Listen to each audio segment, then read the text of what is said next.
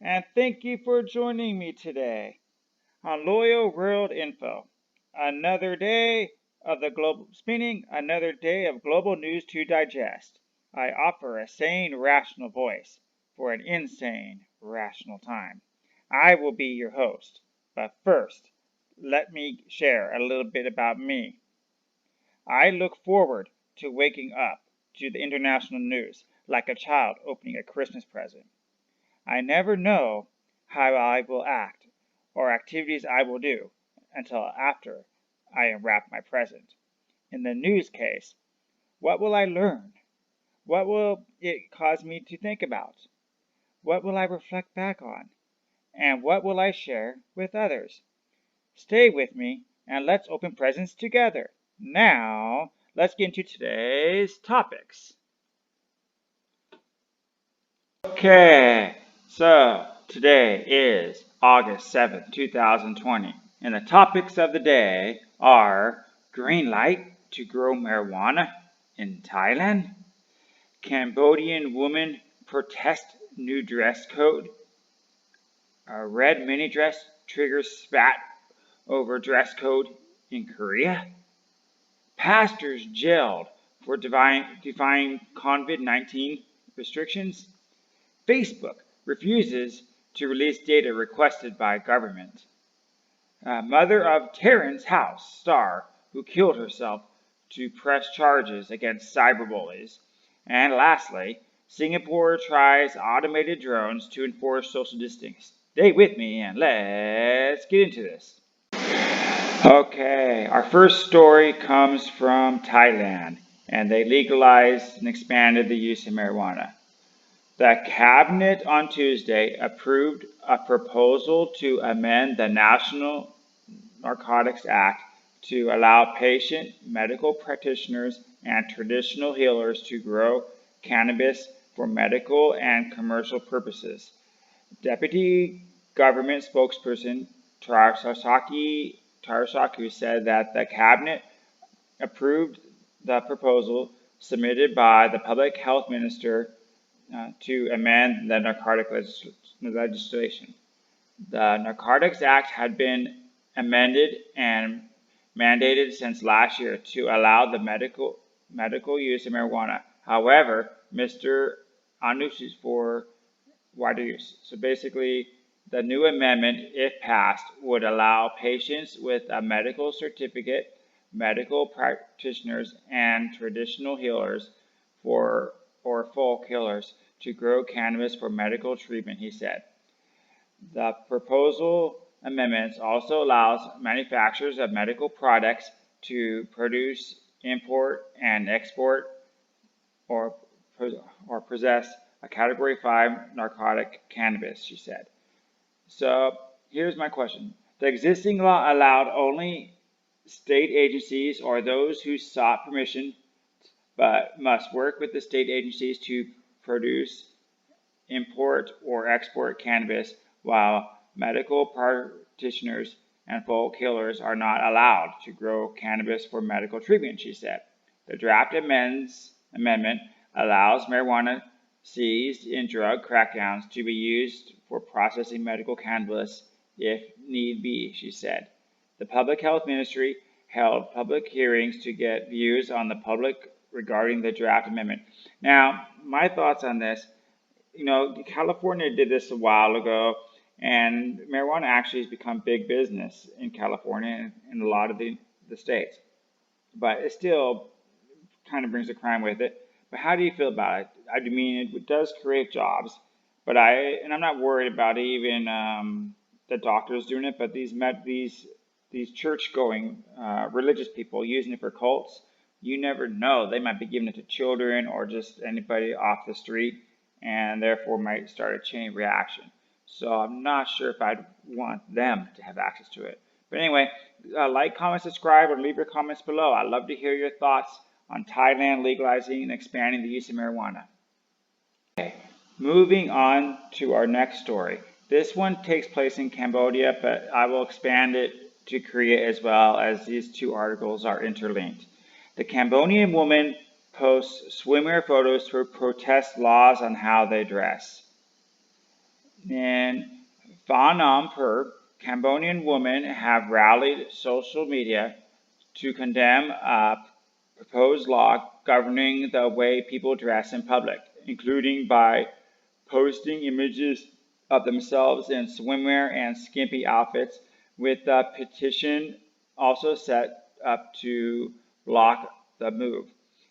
Billed as a necessity to preserve Cambodian tradition, the law would prohibit women from wearing anything deemed too short or see-through, and has drawn criticism for being vague and encouraging a cultural victim blaming.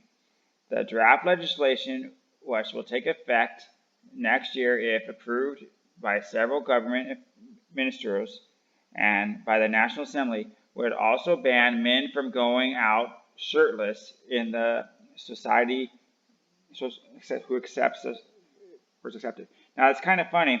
When I was a kid, I would go to, like, say, McDonald's or Carl's Jr., and I could walk in no shirt, no shoes, no problem. That was like in the 80s.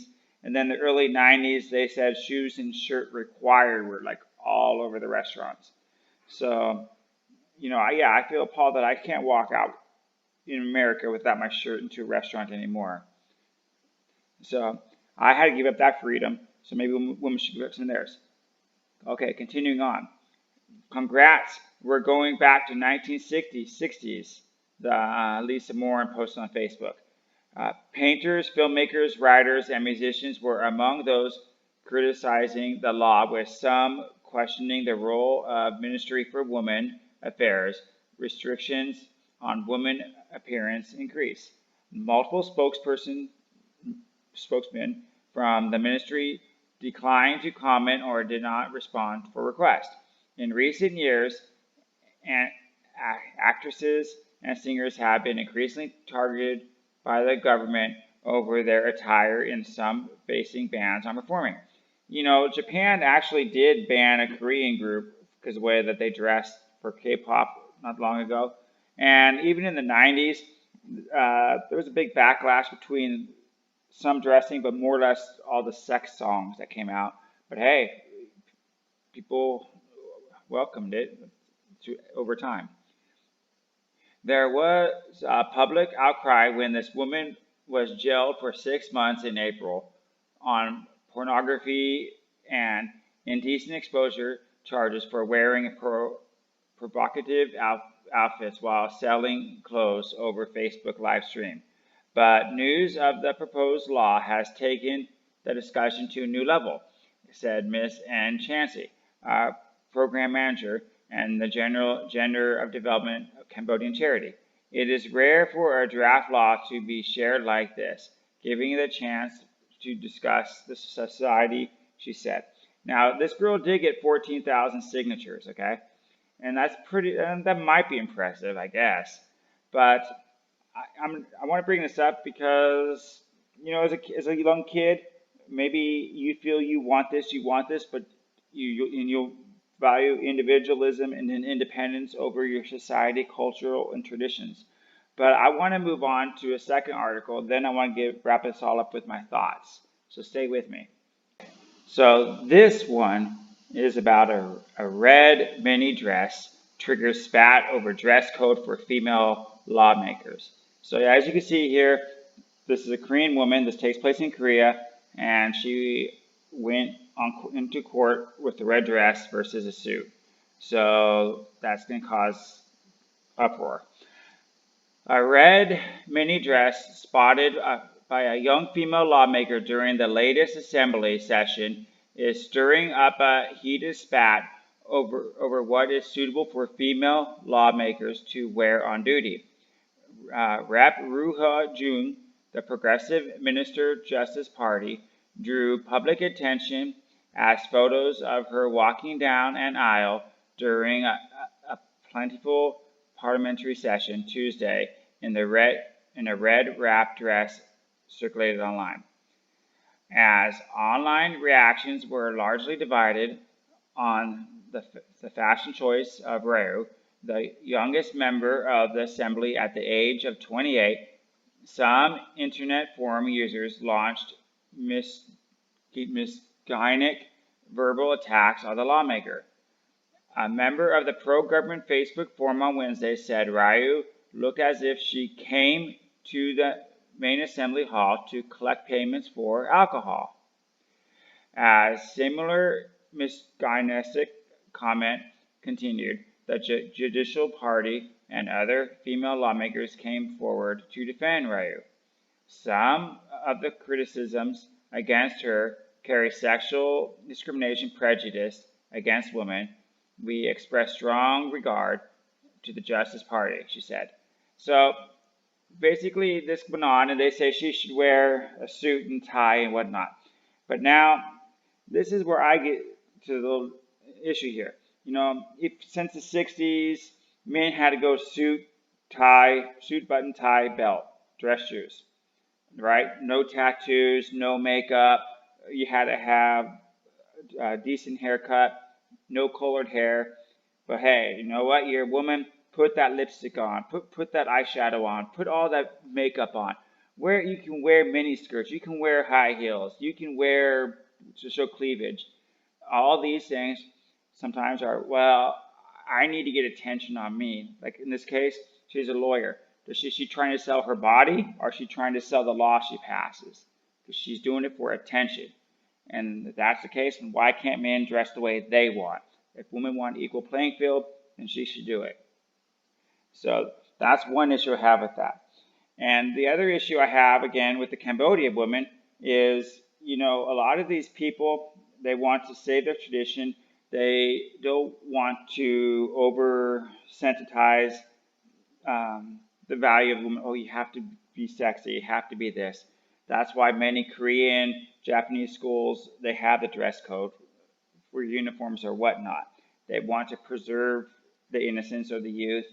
They try to give their children the best chance for education and to go forward. So that's where I can see the Cambodian aspects going. And I do think that, again, in Korea's case, she should respect the job, she should respect the profession, and she should do her job better instead of trying to rely on, look at me, not my words. So anyway, leave your comments below. I'm sure this is a pretty heated up topic, and I would love to hear from you. Like, comment, subscribe. Okay, we are moving on to Myanmar. Pastors jailed for defying COVID-19 restrictions. So in this particular article, 2 pastors in Myanmar were going around the country, and they were gathering services for their Christian beliefs. So, and then they end up being thrown in jail for 3 months for breaking COVID-19, of breaking social distancing rules and gathering a group of people, both against the law. So 2 pastors and one of their followers who organized religious gatherings linked in Myanmar's largest cluster of the COVID-19 transmissions included 2 deaths, had been sentenced to 3 months in prison with hard labor for violating the country's COVID-19 restrictions. Christians pastors Sa K Wah and Sa David La, Canadian citizen, wow, there you go Canada, and 2 of their followers, Yu Ta Tuan and Sa Rahun, were sued by the Yongtan regional government under the National Distress Management Law on April 14th for violating regulations amid the curbing of the spread of the coronavirus.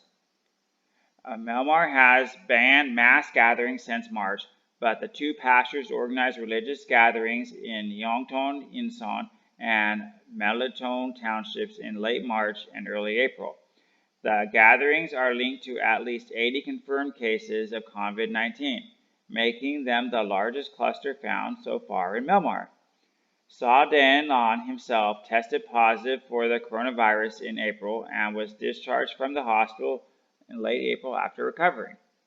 About 30 people who did not attend either gathering but had contact with Sa David were also tested for COVID-19, including Myanmar Vice President U Henry Van Ho and his family.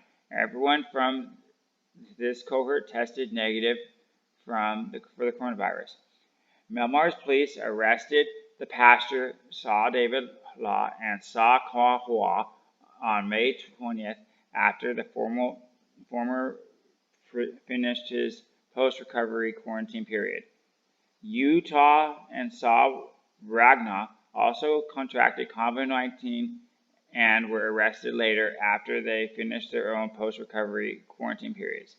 Okay, so this is my issue with this. Because in America, there's many churches that are closed down and kind of all over, but not everywhere in the world. But in our story, so these pastors were jailed for amassing a large group of people. But my biggest question with this is why are churches being shunned, but not mosques or other religious buildings and gatherings, as those are okay? So why? Why can the mosques be open? Why can the Jews gather? Why can the Hindus and all that do their thing, but the churches have to stand down? Please leave your comments below, like, comment, subscribe. Is this religious battering, or maybe things are different where you are? I would like to know. Okay, so for me, this was probably the biggest article today. Facebook rejects request to release Myanmar officials' data for a genocide case. So Facebook has objected to a request from Guniba, which has accused Myanmar at the World Court of genocide against the Rohingya Muslim minority to release posts and communications by members of the Myanmar's military and police. The social media giant urged the U.S. District Court for the District of Columbia on Tuesday to reject the demand, which it said would violate the U.S. law that bars electronic communications services from disclosing users' communications. Facebook said the request made in June for the release of all the documents and committees by key military officials and policies forces was extremely broad and would constitute special and unambiguous access to accounts. Guniba Attorney General Duba Duaba told Reuters he had been briefed on the issue but could not yet comment. The case before the United Nations International Court of Justice in the Hague accuses Myanmar of violating the 1948 U.S. Convention on Genocide. Myanmar authorities say that they were battling an insurgency and denied carrying out the systematic allocations.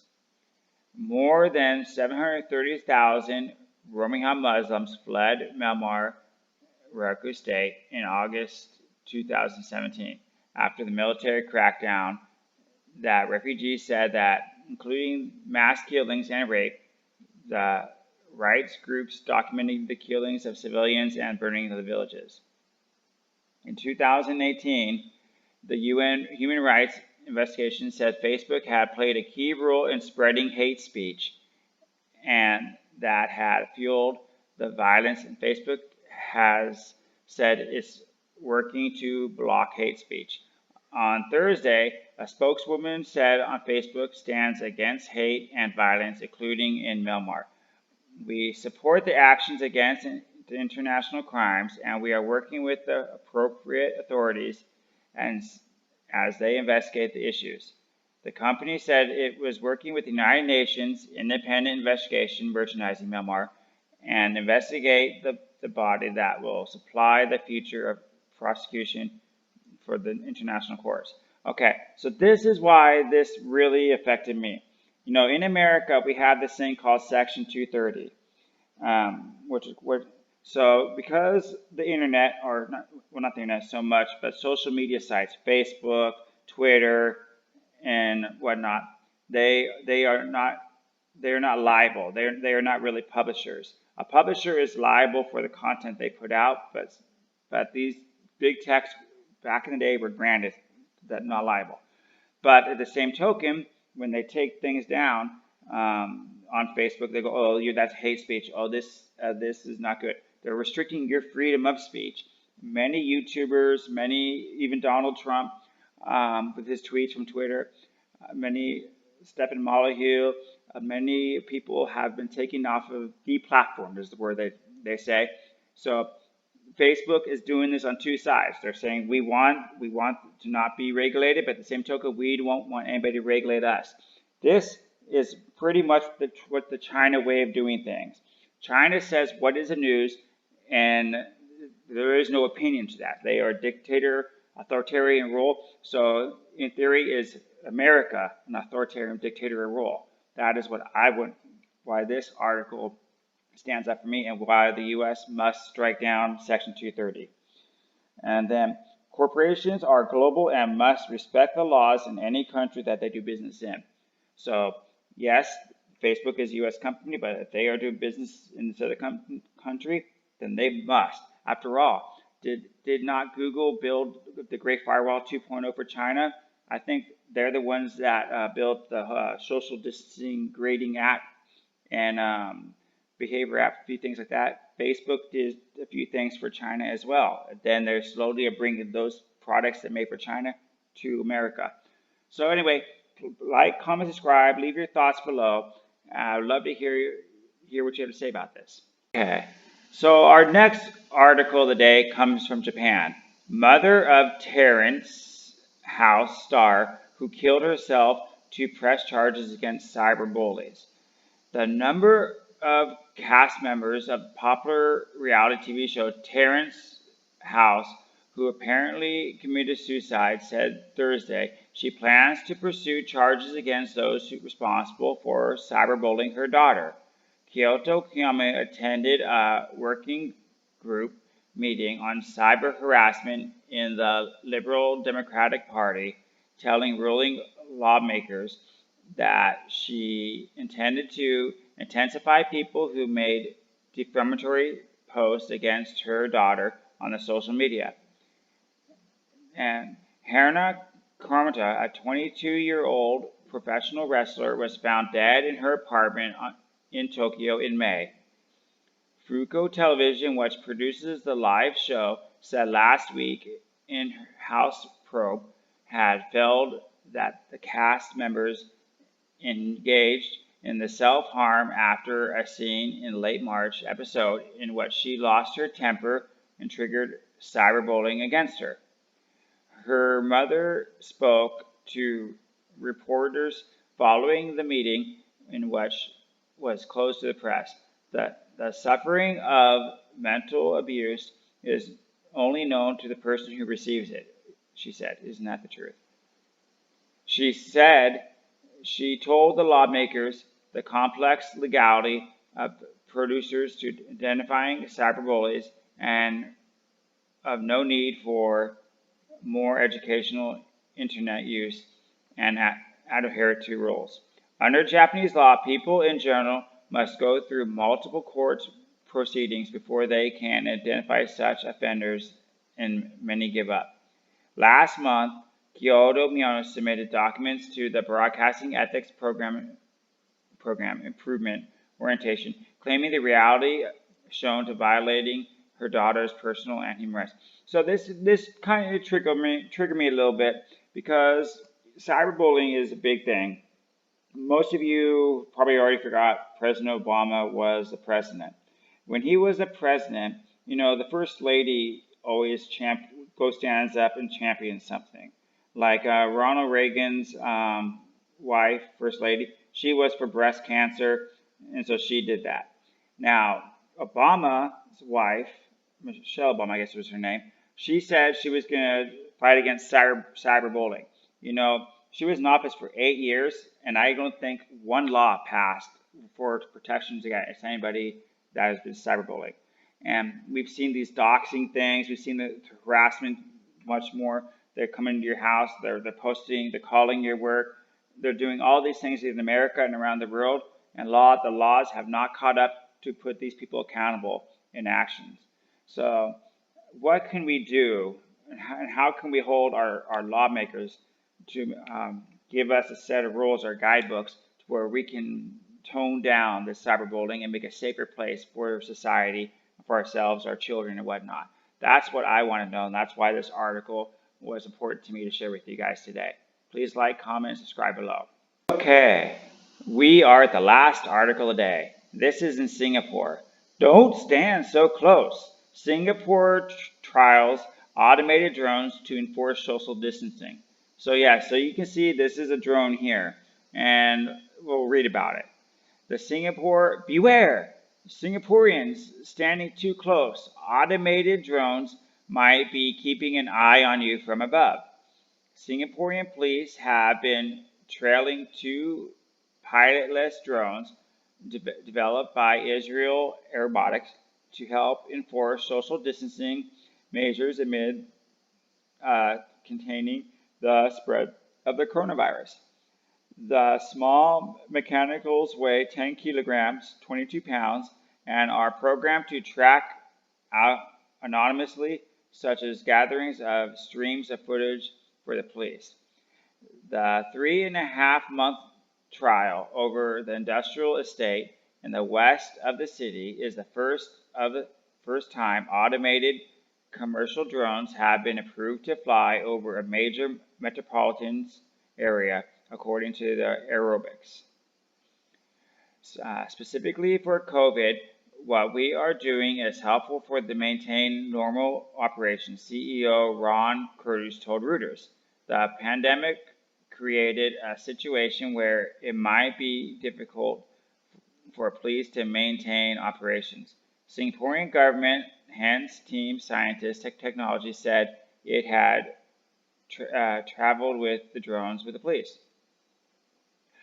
They can pinpoint locations and zoom into areas that might not be visible to police officers on foot or in vehicles, the senior law guy said.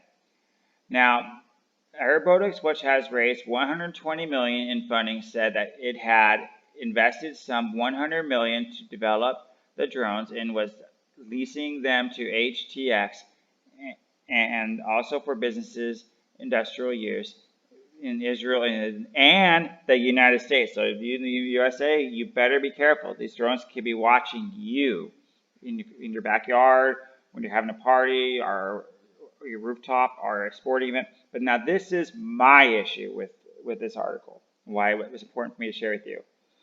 While this is okay now, how do you feel about being watched 24/7? And this, since it's a video feed, this could be showing you 5 or 10 years later, oh, when you were playing your high school game, you did this, and we got you on video feed. And worse, in what ways will companies or governments try to broaden what they use flying drones against citizens for? Today is COVID-19. Tomorrow, what? What freedom or right will they take away from you? They'll justify it in some way so they can make a profit, restrict your freedoms, restrict your rights. I always think about 9/11, how the TSA was made, because hey, we have to make sure everything's safe. And so please leave your comments below. How do you feel about these kind of drones that they were flying in your city? Is it okay? Yes? No? And stay tuned tomorrow. Well, that will conclude Loyal World News. Thank you for spending your time with me today. Feel free to like, subscribe, or drop a comment below. If you're on the go, listen to my podcast with the link provided in the description. I will see you tomorrow to share more world news.